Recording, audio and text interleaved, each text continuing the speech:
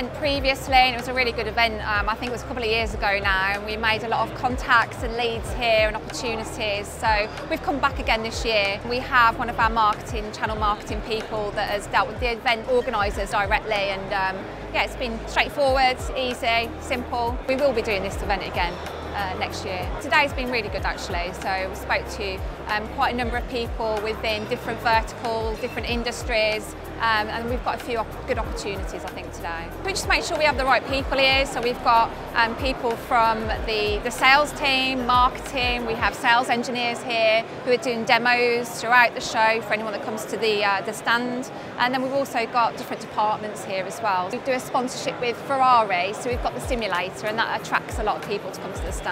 And it gets people talking about who we are as well, because whilst they're standing over there waiting for the simulator, they want to know who Bitdefender are. So no, I think it's great if you have something like that. Other stands do have simulators, or they may have a bar or giveaways, which we also do as well.